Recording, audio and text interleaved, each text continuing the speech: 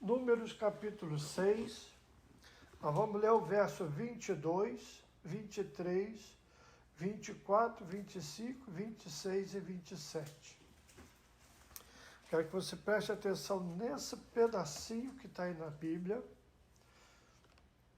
porque às vezes eu faço uma oração no final do culto, uso dessas palavras, você vai entender hoje o porquê que eu uso e quando que eu aprendi a fazer isso. Vamos lá, verso 22, pode começar. Quem quiser ler. Disse o Senhor a Moisés: Fala a Arão e a seus filhos, dizendo: Assim abençoareis os filhos de Israel, e diz-lhe-eis. Veja aí que Deus está mandando Moisés falar com o sacerdote, no caso, Arão e seus filhos é o sacerdócio, fala, olha, é assim que vocês vão abençoar o povo de Israel. Verso 24. Que o Senhor os abençoe e os guarde. 25. O Senhor faça resplandecer o rosto sobre ti e tenha misericórdia de ti. 26. O Senhor volte para ti o seu rosto e te dê paz. Aí agora preste atenção no 27. O que o 27 diz? Preste atenção aí. Assim porão o meu nome sobre os filhos de Israel, e eu os abençoarei. Então, muito tempo atrás, a minha filha era pequena, eu estava fazendo certos estudos bíblicos, e numa das minhas leituras eu tive que ler essa passagem.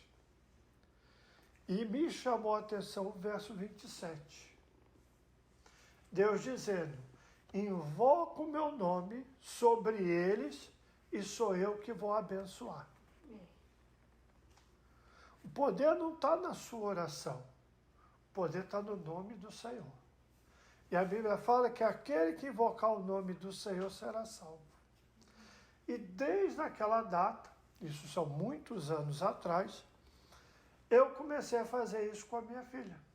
Ela era pequena, talvez ela nem vai se lembrar disso.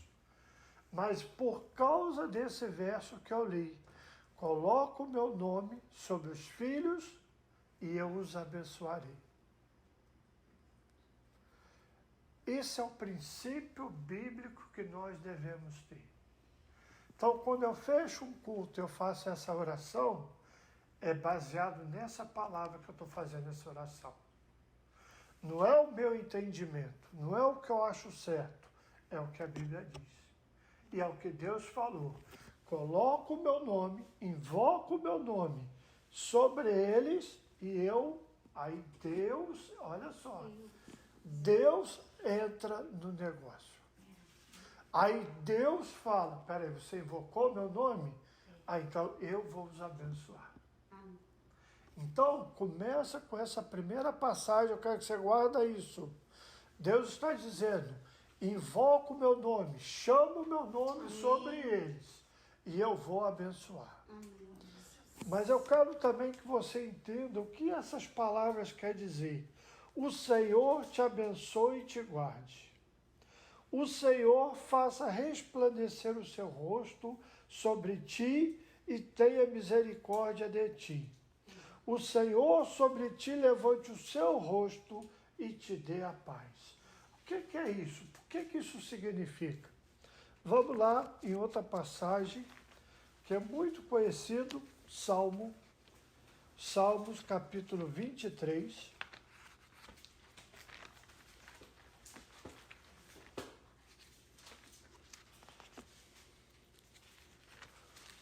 Que muita gente sabe até de cor, mas eu gostaria que você abrisse a sua Bíblia. Salmos, capítulo 23. E nós vamos ler esse salmo nessa manhã.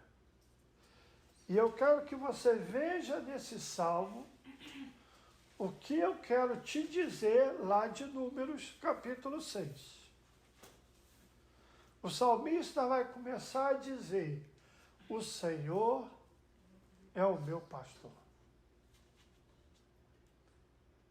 E eu quero que você preste atenção nisso aí na sua Bíblia, nessa primeira frase, como é que está escrito aí? O Senhor é meu pastor, de nada terei terei falta. Como está na sua, Everaldo? Nada me faltará. Pode ler o verso o primeiro. Pode ler o O Senhor é o meu pastor, nada me faltará. E na sua, Cris? O Senhor é o meu pastor, nada me faltará. E na sua? Também. O Senhor é o quê? Meu pastor. Aí, para aí agora, presta atenção. O Senhor não é o pastor do Everaldo. Você vai ver nas histórias bíblicas que Jacó fala assim: se o Deus de meu pai for comigo, se o Deus da minha mãe for comigo, porque não é meu Deus. E o salmista está dizendo: não, o Senhor é meu pastor. Passa a ser individual. Há muitas pessoas que estão na igreja hoje, elas não se decidem para Cristo. Elas não aceitam Jesus como seu suficiente Salvador. Elas não entendem a palavra suficiente. Elas têm sempre algo a mais. Então é como dizer assim, de uma maneira na cultura brasileira: eu sou devoto do santo disso, mas oro para o santo daquilo, peço socorro ao santo. É aquela velha frase: quando é para baixo, todo santo ajuda, você invoca tudo. E tem gente que é assim, que é um profeta, mas também tem alguém que lê mão, joga carta. As pessoas estão misturadas. E o salmista diz: o Senhor é o meu pastor. Glória a Deus. Quem é o teu pastor? Quem é o teu Senhor?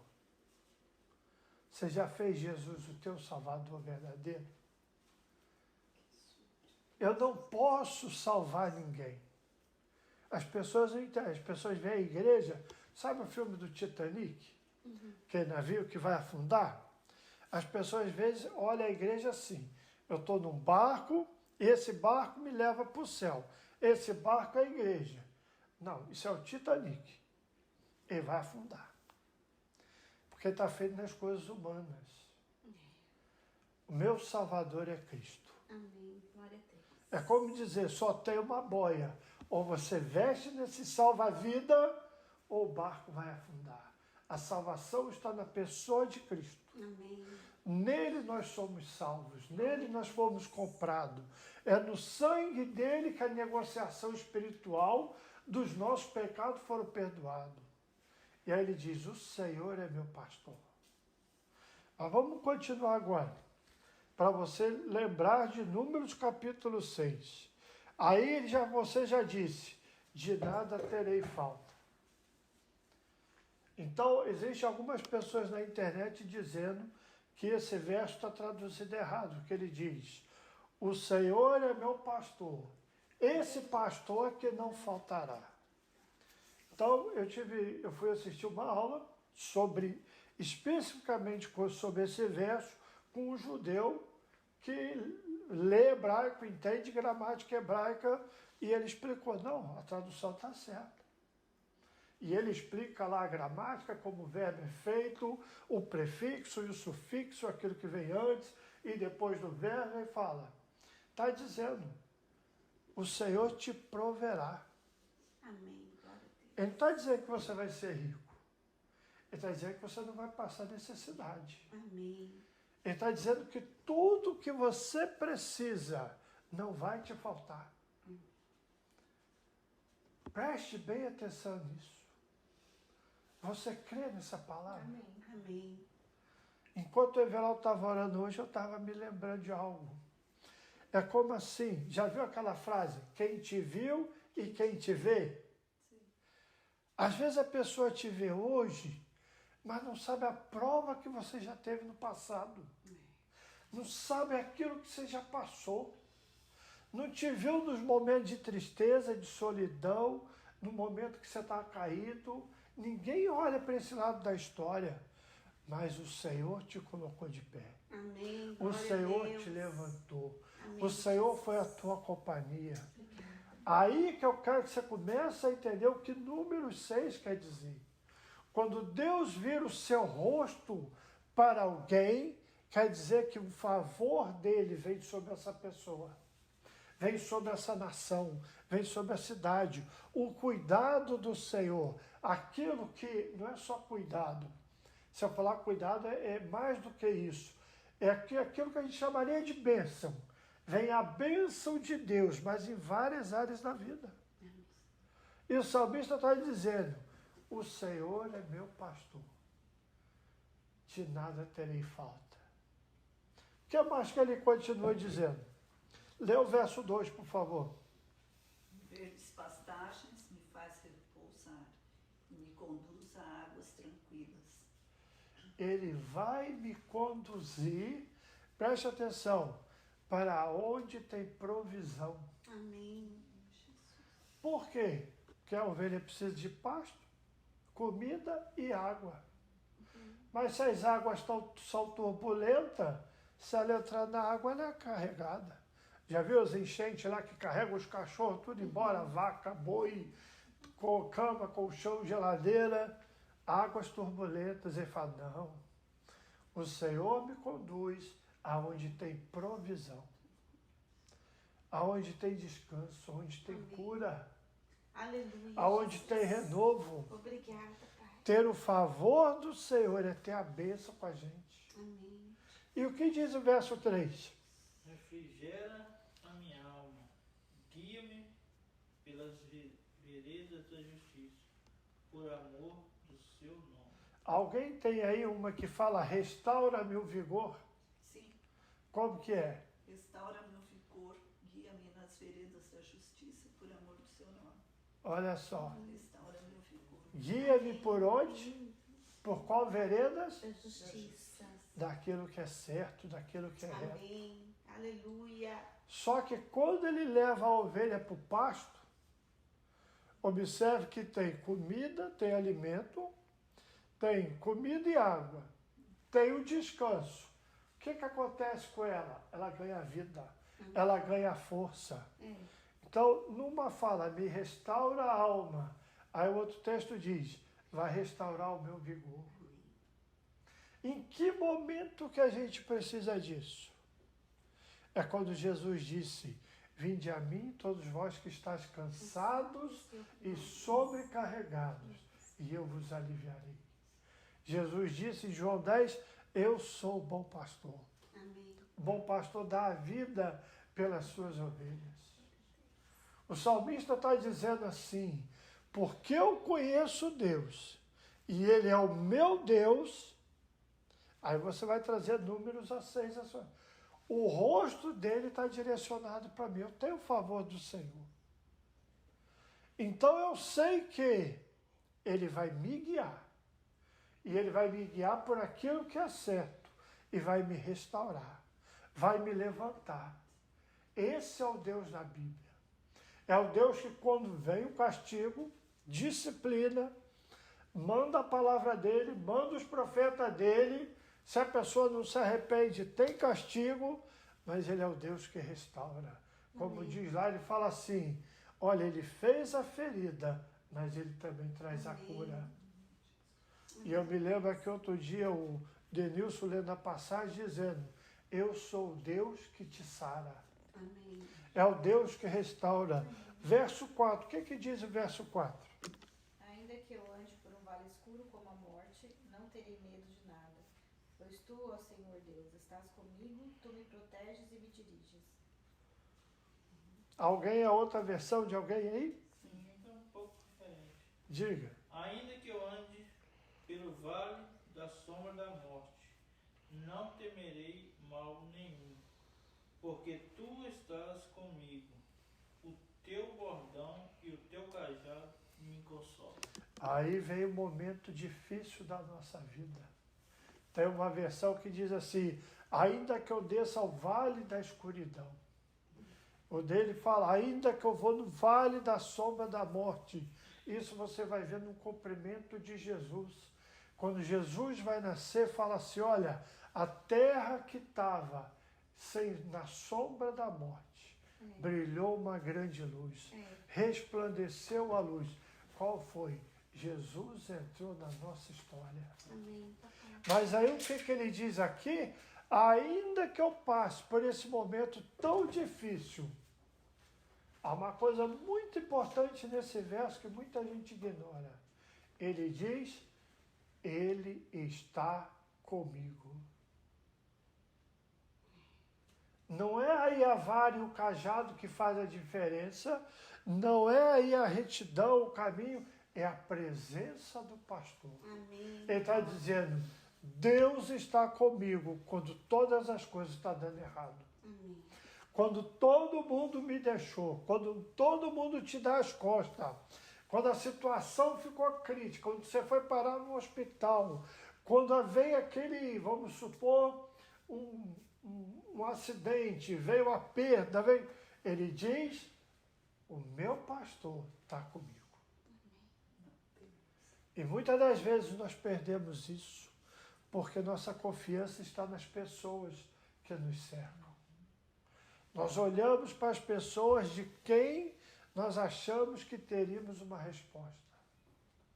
Aí é como dizer assim, aquele que me deixou, aquele que me abandonou, o companheiro de trabalho que passou a perna, aquele que deveu e não pagou, aquele que você esperava a fidelidade e me traiu. Mas aí diz aqui, o Senhor está comigo. Então, ainda que eu entre num período da minha vida de escuridão, sombra, morte, que as coisas não parecem bem, porque você saiu do vale, você estava nos pastos verdejantes, você estava nas águas tranquilas e de repente você vê numa circunstância completamente oposta àquilo que você estava esperando. Aí ele diz, mesmo assim, Deus está comigo. Amém. Que foi que Jesus disse? Eis que estou convosco todos os dias, até a consumação do século. Amém. O que mais diz o verso 5? Preparas-me uma mesa na presença dos meus adversários, unge minha cabeça com óleo, o meu cálice transborda. Então a primeira coisa que Deus sabe que você tem gente que te opõe. Deus sabe que você tem gente que torce contra você. Deus sabe que tem gente que não quer o teu sucesso. Mas ele fala, é o Senhor que me prepara a mesa. Amém. Lembra de Davi com a história de Mefibosete, que era o coxo da casa de Saul, e Davi fala, olha, tem alguém da casa de Saul ainda vivo para que eu use de benevolência? E fala, tem sim, Mefibosete, mas ele é coxo de ambos os pés. O que o rei manda fazer? Manda chamá-lo. É o pastor que prepara a mesa. Glória a Deus. É Ele que me faz assentar. Amém. A mesa não foi minha, não foi eu que preparei, não é resultado do meu esforço humano. É Ele que vem e fala, vou te presenciar. Na presença de quem? Dos adversários. Eles vão ver a minha bênção sobre a tua vida. Amém. Glória a Deus. Aqueles que torceram contra, aqueles que se oporam contra. Aí você tem que lembrar de Sambalate, Tobias, com Neemias fala, eu vou levantar o muro. E tem gente dizendo, esse murinho aí que você vai fazer não vai dar para nada. E aí ele diz, foi no Senhor que nos esforçamos. Às vezes você não vai ver Deus fazendo. É como essa música, a primeira música que nós cantamos. Deus vai na frente abrindo o caminho. Só que quando você chegou, o caminho estava aberto. E você não viu Deus abrindo o caminho. Já parou para pensar nisso? Você chegou, nossa, que maravilha, vou passar. Você se esqueceu que veio um na tua frente, te preparando o caminho. Amém. Aleluia. Gente, ter o favor de Deus, quando Deus vira o seu rosto para a nação de Israel, é o oposto de quando ele dá as costas. O que significa isso? É uma linguagem bíblica que Deus fala com o povo. Vocês me deram as costas para mim, vocês me rejeitaram, então agora eu vou dar as minhas costas para você. O que quer dizer isso? Vou tirar a minha proteção, vou tirar a minha bênção. Não é que Deus tira, Ele tira a presença dEle. Não é que ele tira, é que nós saímos da presença dele.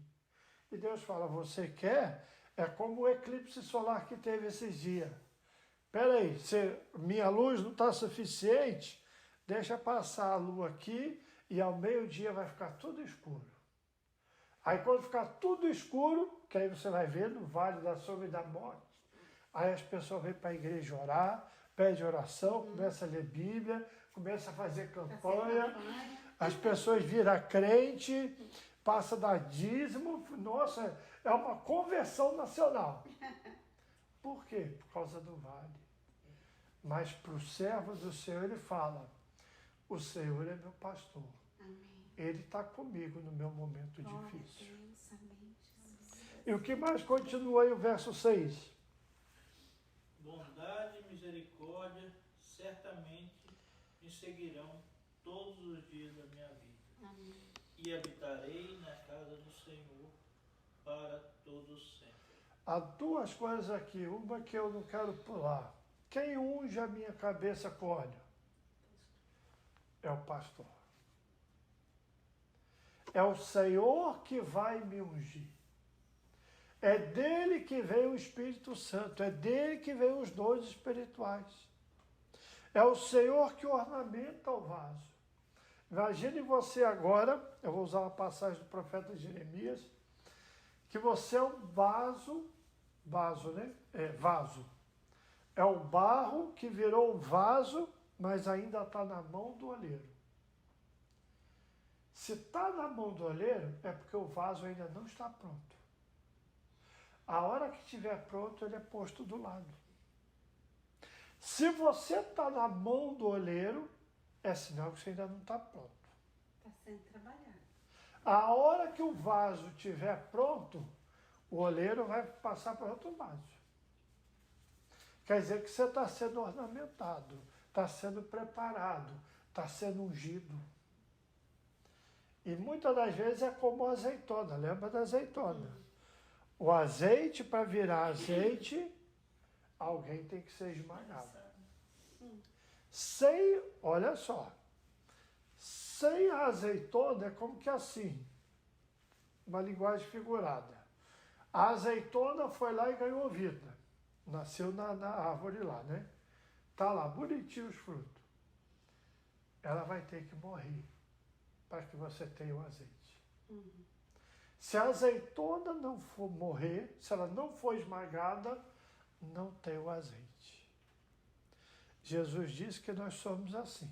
Se a semente cair no solo e ela não morrer, ela não vai dar a planta. Ela tem que morrer para que haja frutos.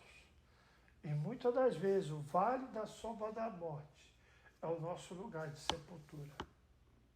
Não de sepultura que nós vamos morrer fisicamente, mas é a mão do oleiro trabalhando e vai deixar a gente ser exprimido para que saia azeite. E você vai falar, nossa, mas diante de onde vem isso que ele tem na vida dele? É que você não sabe o oleiro que você já passou. Mas aí ele diz certamente que a bondade e a misericórdia vão fazer o quê? Eu vou seguir a bondade e a misericórdia? Eu vou procurar por isso? Eu vou perseguir? Aqui entra Números capítulo 6, quando o rosto de Deus está virado para você. Por isso fala lá, as bênçãos te alcançarão.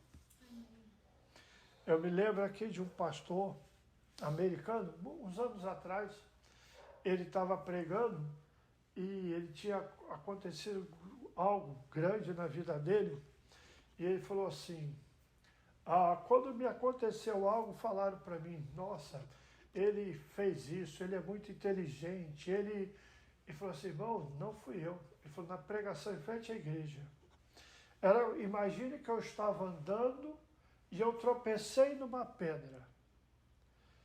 Isso foi o que aconteceu na minha vida com aquela bênção. Veio na minha vida. É como se Deus me jogou em cima daquela oportunidade. Senão eu não teria visto. Deus me abençoou. Não fui eu não planejei, não era algo que eu ia ver como um homem de negócio, mas Deus me colocou naquela circunstância. Isso vem a bênção de Deus.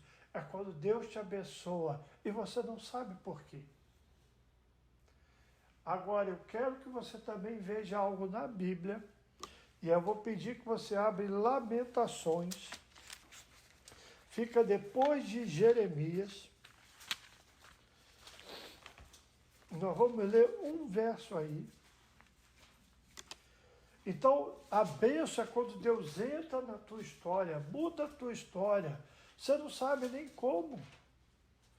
Veio uma bênção, conheceu, veio um contato, veio uma oportunidade, e aí você agarra e você fala, Deus me abençoou. Mas há uma passagem aqui em Lamentações de Jeremias, fica depois de Jeremias, no capítulo 2. Nós vamos ler um verso apenas. E por que eu vou ler esse verso? Porque eu estou falando do favor de Deus. Quando você tem o favor de Deus, nós vimos, Deus restaura o vigor. Deus dá saúde, Deus dá força, Deus dá bênção. A bondade do Senhor vem sobre você, vem provisão. Mas Deus avisa o povo de Israel assim, olha, quando você entrar na terra que eu vou te dar, e que você for morar em casas que você não construiu, você for colher de plantações que você não plantou, que você estiver gozando da bênção e da prosperidade, não vai deixar entrar no teu coração e dizer assim, fui eu que conquistei. Eu com meu braço vim aqui, entrei nessa terra, tomei, isso tudo aqui é meu. Eu ganhei isso pela minha força. E Deus fala, não deixe que isso suba ao teu coração. Muitas das vezes, gente, a bênção desvia a pessoa dos caminhos de Deus. Não é a prova, é a bênção, é a prosperidade, é quando tudo ficou mais fácil. Aí aquela bênção é como que você não sabe administrar ela. E você anda por um caminho de imaturidade que te leva a um caminho contrário à vontade de Deus. Então guarde essa frase. Ter uma bênção financeira, uma prosperidade material na sua vida, não quer dizer que você está andando na vontade de Deus. Ficar rico não quer dizer que a pessoa está agradando a Deus. Está vivendo um momento de muita alegria, não quer dizer que a pessoa está agradando a Deus. E aqui em Lamentações, no capítulo 2, vamos ler o verso 14. Apenas o verso 14. Deus faz uma advertência aí. Lamentações 2, verso 14. O que diz aí? As visões dos seus profetas foram falsas e enganosas. Se eles tivessem condenado abertamente seus pecados, tudo teria sido diferente e melhor para você. O que esses profetas fizeram foi enganá-la com mentiras. Como diz o teu aí, Verão? Os teus profetas te anunciaram visões falsas e absurdas, e não manifestaram a tua maldade, para restaurarem a tua sorte, mas te anunciaram visões de sentenças falsas, que te levaram para o cativeiro. Aí, a sua está diferente, Cassiano? Mais ou menos. As visões dos seus profetas eram falsas e inúteis. Eles não expuseram o seu pecado para evitar o seu cativeiro. As mensagens que eles lhe deram eram falsas e enganosas. Aí você pode ver o seguinte. Aqui entra a responsabilidade de um homem de Deus e de uma mulher de Deus de verdade. Não é a bênção que diz se você está agradando a Deus ou não. São as atitudes e o comportamento que uma nação está tomando, que uma igreja está tomando, que uma família está tomando, que um indivíduo está tomando. Quais as decisões? Se aquilo está indo contra a vontade de Deus, e aqui Lamentações é um livro que Jeremias está falando do tempo da destruição de Jerusalém. Olha, Deus está dizendo assim, se você tivesse profetas de verdade, e eu gostei da sua versão, que falou aí, que declarou abertamente o teu pecado, você teria como se arrepender. E o mal que está vindo na tua vida não precisaria vir. Nós tivemos o caso uma vez de orar por uma pessoa, ela estava tomando a decisão de viajar para outro lugar. Ela estava tomando aquela decisão nela mesma, não era orientação de Deus. Ela estava, digamos que estava procurando uma oportunidade melhor e pediu oração, a gente orou, fez uma consagração sobre aquela situação e a gente disse para ela, por mais de 2 vezes em períodos separados, você, se tomar essa decisão, vai te acarretar consequências que você não está vendo agora, mas que no futuro vão te trazer problemas e perdas que você não precisaria de passar. Mas aqui entra a beleza da pregação. Não cabe ao pregador ou ao profeta falar o que você vai fazer. Eu posso ler com você essa palavra da Bíblia, mas no fim é tua decisão, é tua escolha. Qual o caminho que você vai tomar? E Deus está falando, haveria possibilidade que todo o mal que está vindo sobre ti não viesse, mas você tomou as decisões erradas, vai colher as consequências erradas. Qual é o nosso papel, por exemplo, como homem de Deus? É te abrir e te expor a palavra de Deus. Então, aqui que eu quero que você entenda, eu posso começar bem minha jornada cristã, eu posso ter o favor de Deus sobre a minha vida, eu posso ter sido curado de um câncer, eu posso ter recebido um milagre nas pernas, eu posso ter ganhado uma bênção, uma bolada financeira, mas que depois, no meu decorrer, eu acabo fazendo coisas que desagradam a Deus e Deus permite o mal vir. Não é que Deus permite o mal só vir, Deus permite eu ter consequências das decisões erradas. É como a história do filho pródigo.